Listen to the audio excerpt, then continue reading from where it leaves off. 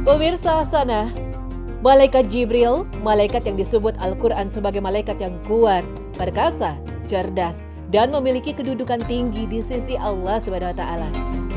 Postur tubuhnya besar dan memiliki sayap hingga 600 sayap dengan ukuran yang tidak lumrah. Dari 600 sayap, setiap sayapnya bisa menutup ufuk. Inilah yang dikabarkan Nabi SAW saat melihat malaikat Jibril dalam wujud aslinya.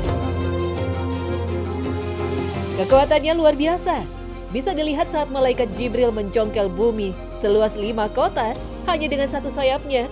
Kemudian ia angkat ke langit pertama dengan segala isinya. Hingga penduduk langit mendengar jeritan manusia-manusianya, lengkingan suara anjingnya, dan kokok ayam yang ada di dalamnya. Setelah itu, ia balik bongkahan besar itu, bagian bawah diputar menjadi sisi atas. Lalu dilemparkan kembali ke bumi, diikuti hujan batu dari Sijil.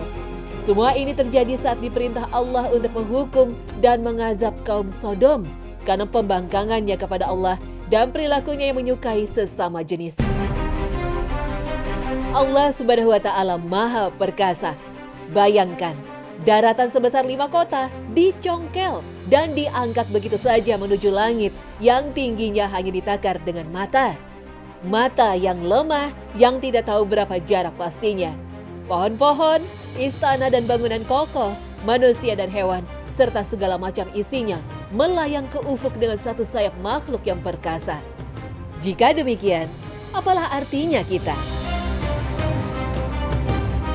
Kita kadang marah kepada Allah Sang Pencipta tatkala Ia menurunkan hujan atau memaparkan teriknya matahari ke bumi. Seolah-olah kita mampu melawannya.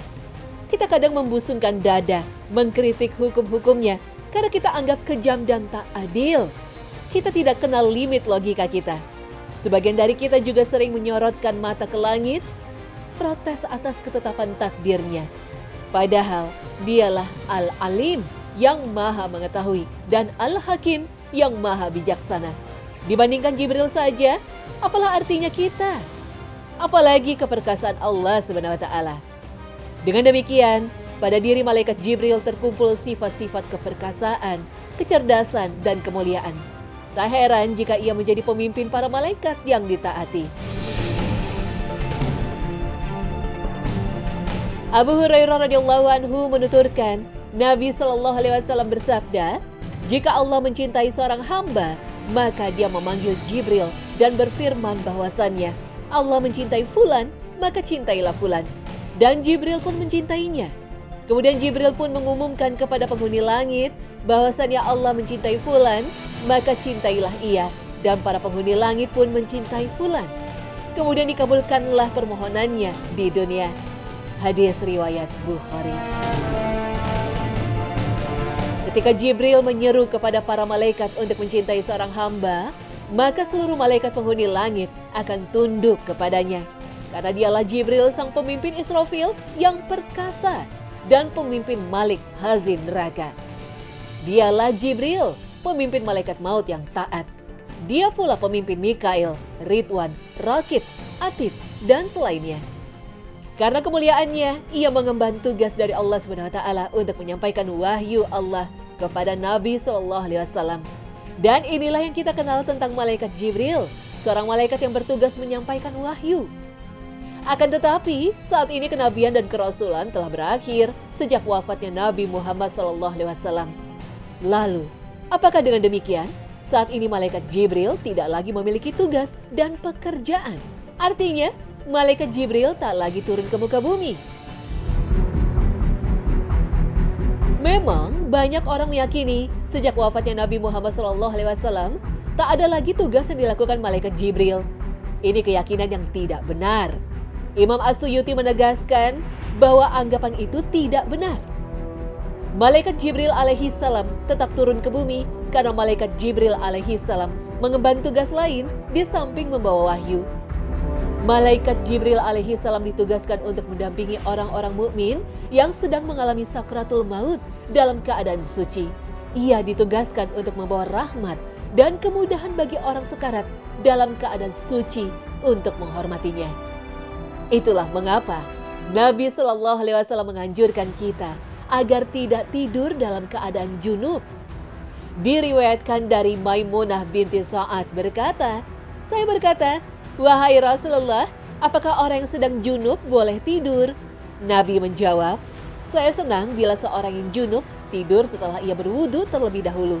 Karena saya khawatir bila ia dicabut nyawa, sedangkan malaikat Jibril tak mau mendatanginya. Hadis riwayat At-Tabrani.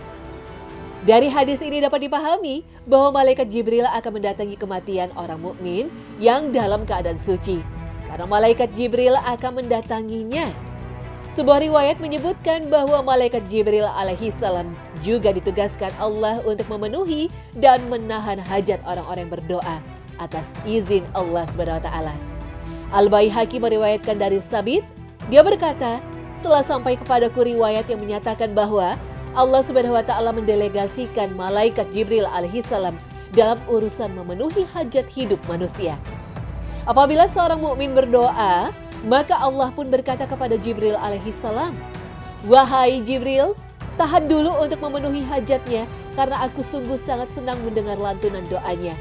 Apabila orang kafir berdoa, Allah pun berkata kepadanya, wahai Jibril, penuhi apa yang menjadi hajatnya, karena sesungguhnya aku tidak suka mendengar lantunan doanya.